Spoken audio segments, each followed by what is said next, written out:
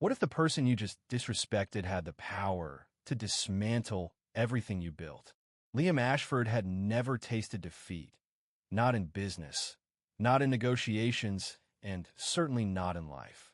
He was the type of man who commanded a room without uttering a word. When he spoke, people listened, not out of admiration, but because he made sure they had no choice. Today was supposed to be no different, or so he believed, sitting comfortably in first class.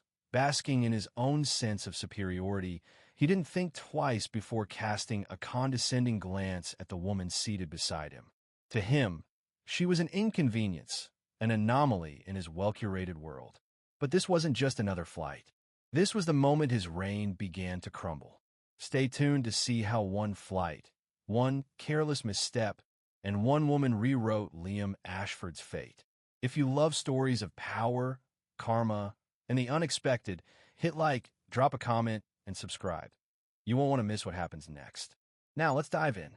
The atmosphere in first class was one of quiet luxury, the kind of setting where Liam thrived. Everything around him exuded wealth, from the plush leather seats to the hushed efficiency of the flight attendants. Even the ice in his pre-flight whiskey clinked with a sense of exclusivity.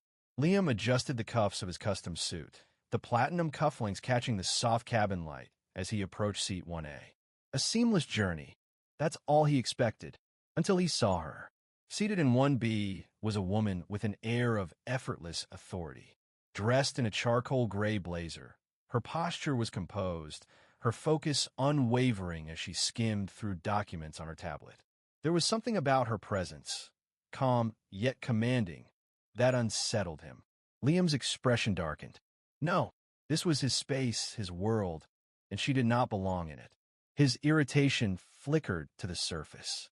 As a flight attendant approached, young, eager, her uniform crisp, he barely glanced at her before speaking. "There's a mistake," he stated coolly. The attendant, Claire, hesitated. "A mistake, sir." Liam motioned toward the woman in 1B. "This seat should be empty." Claire scanned her device, her polite expression unwavering. "No, sir. The seat assignments are correct." His jaw tensed. "Then move me. I'm afraid first class is fully booked." "You're telling me," Liam scoffed, "that I have to sit here?"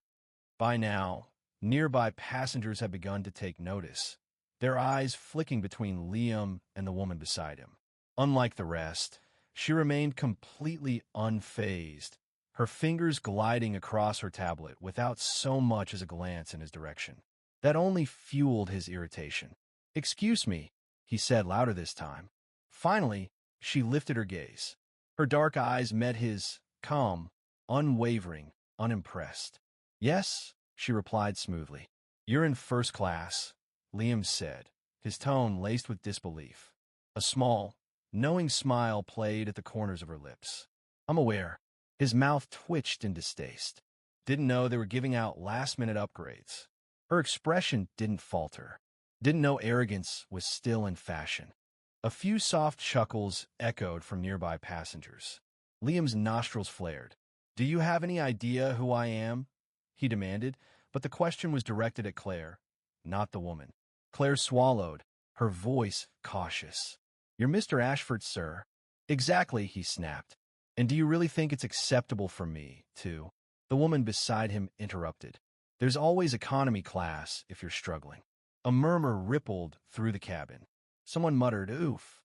She got him. Liam's face darkened. "You should watch your tone," he warned.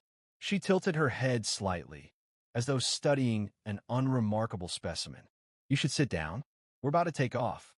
Her unshaken demeanor infuriated him more than anything. But he sat, not out of submission, out of sheer indignation, and not without one final move. From his inner pocket, he pulled a small cologne bottle, something rich and overpowering. He sprayed it deliberately into the air between them, ensuring the strong scent enveloped them both. "Some people have overpowering presences," he muttered under his breath. He made sure she heard. She didn't even blink. The engines roared as the plane ascended, and with it, so did Liam's frustration. She wasn't flustered, not even remotely. And that was unacceptable. He leaned in, his voice a sharp whisper. You think you're better than me? She didn't even glance up. I think we should enjoy the flight in silence. Liam let out a low, mocking chuckle. Silence. That's cute. His voice dripped with disdain. People like you get a little money, a little privilege, and suddenly you think you belong here. Like you're my equal.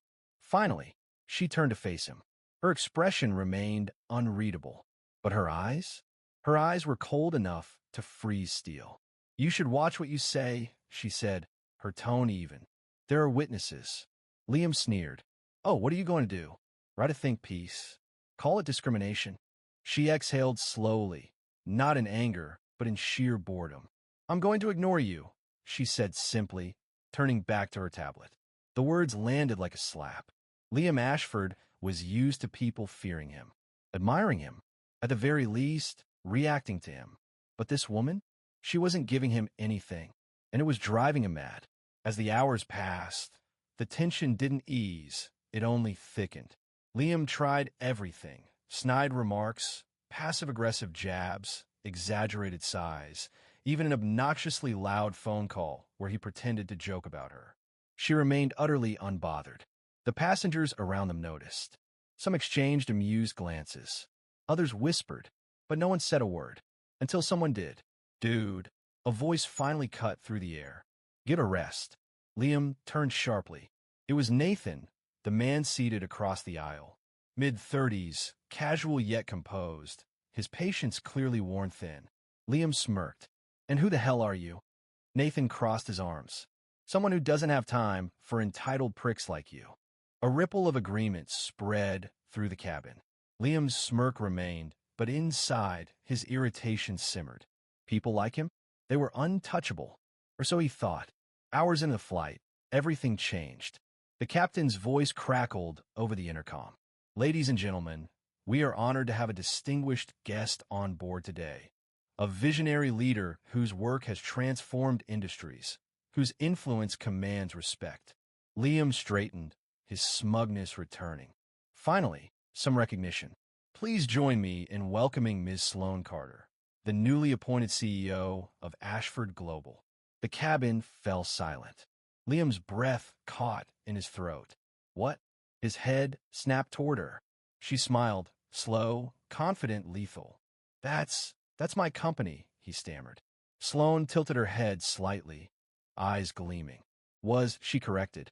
And just like that, his world shattered. The weight of her words hit Liam like a freight train. His entire life, his empire, was nothing but an illusion. His arrogance had blinded him, but Sloane's quiet confidence and calculated strike had shattered everything he held dear. As he sat there, dumbfounded, the realization settled in. His influence, his wealth, his status, they were all nothing compared to the power she wielded. The woman he had belittled was now his undoing. Around him, the whispers began, the passengers buzzing with the revelation. No longer the master of the room, Liam was nothing more than a man humbled by his own ignorance.